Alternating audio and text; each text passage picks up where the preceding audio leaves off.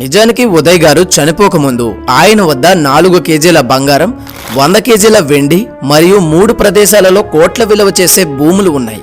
కానీ అతడి భార్య మాత్రం ఉదయ్ కిరణ్ కేవలం ఆర్థిక ఇబ్బందులు కారణంగానే చనిపోయాడు అంటూ చెప్పుకొచ్చింది. అంత డబ్బు ఉన్నా సరే ఆర్థిక ఇబ్బందులు అంటూ తన భార్య అబద్ధం ఎందుకు చెప్పింది? అసలు ఉదయ్ బల్వాన్ మరణానికి 15 నిమిషాల ముందు ఏం జరిగింది? ఇతడు చివరిగా కాల్ చేసి మాట్లాడిన వ్యక్తి ఎవరు? చాలా మంది అన్నట్లుగానే ఉదయ్ని కొంతమంది పెద్ద వ్యక్తులు కుట్ర చేసి చంపారు అనే ఆరోపణలు ఎంతవరకు నిజం? ఉదయ్ కిరణ్ గారి గురించి మీకు తెలియని చాలా విషయాలు ఈరోజు వీడియోలో తెలుసుకుందాం. వీడియో చాలా ఇంట్రెస్టింగ్గా ఉంటుంది కనుక వీడియోని ఎక్కడ స్కిప్ చేయకుండా చివరి వరకు తప్పకుండా చూడండి. అలాగే ఛానల్ని సబ్స్క్రైబ్ చేసుకుని బెల్ ఐకాన్ ఆల్లో పెట్టుకోండి. 1980 జూన్ 6న ఉదయ్ కిరణ్ గారు ఒక సాధారణ మధ్యతరగతి కుటుంబంలో జన్మించారు. వీరిది ఒక బ్రాహ్మణ కుటుంబం. వీరి తండ్రి గారు ఒక ఎయిర్పోర్ట్లో పనిచేస్తూ కుటుంబాన్ని చూసుకునేవారు. ఉదయ్ కిరణ్ గారు బీకామ్ డిగ్రీని పూర్తి చేస్తూ మోడలింగ్ చేస్తూ సినిమా రంగంలో అడుగుపెట్టారు. సినిమా అవకాశాల కోసం ముంబైలో డైరెక్టర్స్ చుట్టూ చెప్పులరిగేలా తిరిగినా సరే ఎవ్వరూ పట్టించుకోలేదు. దానితో ఉదయ్ ముంబై మనకి సూట్ కాదు అంటూ హైదరాబాద్కి తిరిగి వచ్చేశాడు. అప్పుడు అదృష్టవశాత్తు తేజ గారు తన సినిమాలో నటించడానికి నూతన యాక్టర్స్ కోసం ఆడిషన్స్ పెట్టారు. ఈ ఆడిషన్స్లో ఉదయ్ గారు హీరోకి ఫ్రెండ్ క్యారెక్టర్గా సెలెక్ట్ అయ్యారు. కానీ ఉదయ్ గారి యాక్టింగ్ నచ్చిన తేజ గారు ఉదయ్ని హీరోగా చెయ్యాలి అని చెప్పారు. అలాగే అలా నటించినందుకు గాను నీకు 11,000 రూపాయలు రెమ్యునరేషన్ ఇస్తాను అంటూ చెప్పారు. కానీ ఆ రెమ్యునరేషన్ ఉదయ్కి నచ్చక అంత తక్కువకి నేను చేయలేను అంటూ ఇంటికి వెళ్ళిపోయారు. అప్పుడు రామోజీరావు గారు వేరే యాక్టర్స్ని చూడండి అని చెప్పగా ఏ ఒక్కరు ఉదయ్ గారి యాక్టింగ్కి మించి చేయలేకపోయారు. దానితో వేరే దారి లేక ఉదయ్ గారికి 25,000 రూపాయల రెమ్యునరేషన్ ఇచ్చి మూవీ తీశారు. 40 లక్షల పెట్టుబడితో వచ్చిన మూవీ అప్పటిలోనే ఏకంగా 4 కోట్లు వసూలు చేసింది. చాలా సూపర్ హిట్ అయింది. మళ్ళీ తేజ గారు ఉదయ్ గారిని హీరోగా పెట్టి నువ్వు నేను అనే 2వ మూవీని తీశారు. ఇది కూడా సూపర్ డూపర్ హిట్ అయింది. దానితో ఒక్కసారిగా ఉదయ్ గారి ఫ్రేమ్ అమాంతం పెరిగిపోయింది. అయితే దీనితో చాలా మంది స్టార్ యాక్టర్స్ తమ సినిమాలను ఉదయ్ కిరణ్ గారితో ప్రమోట్ చేయించుకునేవారు. అలాగే ఉదయ్ గారు తీసిన మనసంతా నువ్వే మూవీ కూడా ఉదయ్ గారి జీవితంలో ఒక కీలక మైలురాయిగా చెప్పుకోవచ్చు. కనీసం 25 సంవత్సరాలు లేని ఉదయ్ గారు వరుస హిట్లు సాధించిన కారణంగా ఎంతో మంది పెద్ద పెద్ద వ్యక్తులు అతనితో బంధుత్వాన్ని ఏర్పరచుకోవడానికి పోటీ పడేవారు. వారిలో చిరంజీవి గారు కూడా ఒకరు. అయితే ఉదయ్ కిరణ్ గారు ఒక ఇంటర్వ్యూలో ఒక అమ్మాయిని ఇష్టపడి ఆమెతో ప్రేమలో పడ్డారు. కానీ 6 నెలల తర్వాత ఆమె ఉదయ్ని అవాయిడ్ చేయడం మొదలుపెట్టింది. కానీ ఉదయ్ సున్నిత మనసు కలిగిన వాడు కారణంగా ఆమెను వదలలేక ఆమె తల్లిదండ్రుల చుట్టూ పిచ్చివాడేలా ఆమెను పెళ్లి చేసుకుని బాగా చూసుకుంటాను అంటూ తిరిగాడు. అయినా సరే ఆమె లెక్క చేయకుండా ఎలాంటి సమాచారం తెలపకుండా లండన్ వెళ్ళిపోయింది. అయితే ఉదయ్ గారు చిరంజీవి గారితో చాలా క్లోజ్గా ఉండేవారు. ఏ వస్తువు కొన్నా ఎక్కడికి వెళ్ళినా చిరు గారికి చెప్పే చేసేవాడు. అంత మంచి సంబంధం వీరిద్దరి మధ్య ఉండేది. దాని కారణంగా తన ప్రేమ విషయాన్ని కూడా చిరంజీవి గారితో పంచుకున్నారు ఉదయ్ గారు. దానితో చిరంజీవి గారు నీలాంటి మంచి మనిషిని కోల్పోవడం ఆమె చేసుకున్న తప్పు, అయినా అలాంటి నకిలీ మనుషులతో ఉండే కన్నా విడిపోయి హ్యాపీగా ఉండడమే మంచిది అని చెప్పారు. ఈ విధంగా ఎలాంటి బాధలు ఉన్నా సరే చిరుగారితో పంచుకుని చిరుగారి మంచి మాటలు విని ఆ బాధ నుండి బయటపడేవాడు ఉదయ్. ఈ సమయంలోనే ఉదయ్ యొక్క వ్యక్తిత్వం చిరు ఫ్యామిలీకి నచ్చి చిరంజీవి గారి పెద్ద అమ్మాయిని ఇచ్చి వివాహం చెయ్యాలి అని నిర్ణయించుకున్నారు. అనుకున్నట్లుగానే వీరిద్దరి ఫ్యామిలీస్ ఇష్టం మేరకు వీరిద్దరికి అంగరంగ వైభవంగా నిశ్చితార్థం జరిగింది. దానితో వీరికి పెళ్లి కాకుండానే ఎంతో క్లోజ్గా బయట తిరుగుతూ ఉండేవారు. అయితే చిరంజీవి గారు కూడా ఎలాంటి బ్యాక్గ్రౌండ్ లేకుండానే వచ్చినవాడే. కానీ అల్లు రామలింగయ్య గారు అల్లుడుగా చేసుకుని చాలా సపోర్ట్ అందించారు. ఈ విధంగానే ఉదయ్ కిరణ్ గారి జీవితం కూడా ఉంటుంది అని అందరూ భావించారు. కానీ ఈ సమయంలోనే ఉదయ్ చాలా పెద్ద తప్పు చేశాడు. అదేంటంటే చిరంజీవి గారి అమ్మాయిని వివాహం చేసుకోవడం నాకు ఇష్టం లేదు అని నేరుగా చిరంజీవి గారికి కాల్ చేసి చెప్పాడు. ఎందుకు అని చిరంజీవి గారు అడిగితే మీ అమ్మాయి ఇప్పటికే చాలా మంది బాయ్ ఫ్రెండ్స్ని మెయింటైన్ చేసింది, ఆమె ప్రవర్తన కూడా నాకు నచ్చడం లేదు అంటూ చెప్పేశాడు. దానికి చిరంజీవి గారు మనం ఎదుగుతున్న సమయంలో ఎంతో మంది ఎన్నో అంటారు, అవన్నీ మనం పట్టించుకోకూడదు, నేరుగా చూస్తే కానీ ఏది నిర్ణయించుకోకూడదు అని ఎంతగానో నచ్చ చెప్పే ప్రయత్నం చేసి మంచి జీవితాన్ని నాశనం చేసుకోకు అన్నారు. చాలాసార్లు ఉదయ్ గారి ఇంటికి వెళ్లి మరి నచ్చజెప్పే ప్రయత్నం చేశారు చిరు గారు. అయినా అస్సలు లెక్క చేయలేదు ఉదయ్ గారు. దానితో చిరాకు చెందిన చిరు గారు నిశ్చితార్థాన్ని క్యాన్సిల్ చేస్తున్నట్లు మీడియా పరంగా తేల్చి చెప్పేశారు. ఆ తర్వాత ముంబైకి చెందిన పెద్ద బిజినెస్ మ్యాన్ కి ఇచ్చి వివాహం ఎంతో వైభవంగా చేశారు. ఈ ఒక్క తప్పు కారణంగా ఉదయ్ జీవితం మొత్తం తలక్రిందులు అయిపోయింది. మెగాస్టార్ అల్లుడు అన్న వెంటనే వచ్చిన వందల అవకాశాలు అన్నీ ఈ సంఘటన తర్వాత వెనక్కిపోయాయి. అక్కడి నుండే ఉదయ్ ఫ్లాప్స్ మొదలయ్యాయి. ఉదయ్ ఏ మూవీ తీసినా సరే అవి అట్టర్ ఫ్లాప్ గానే ఉండేవి.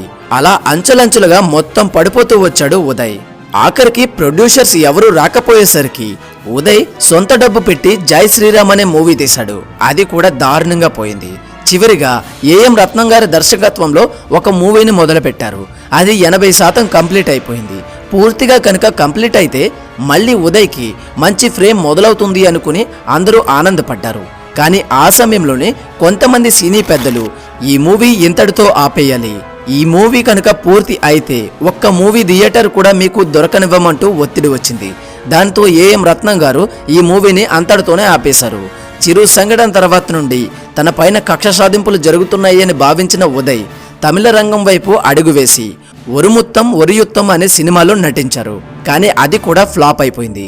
ఈ విధంగా అతి చిన్న వయస్సులోనే ఎంతో గొప్ప స్టార్డమ్ వచ్చినా కానీ సరైన కథలను ఎంచుకోలేకపోవడం మరియు జీవితంలో మంచి నిర్ణయాలు తీసుకోలేకపోవడం కారణంగా అసలు సినిమా అవకాశాలే రాకుండా పోయాయి. వీటన్నిటి కారణంగా చాలా డిప్రెషన్లోకి పోయి ఇంటి నుండి బయటకు వచ్చేవాడు కాదు ఉదయ్. అలా ఉన్న సమయంలోనే ఉదయ్ చిన్ననాటి స్నేహితురాలైన రిషితాతో పరిచయం ఏర్పడింది.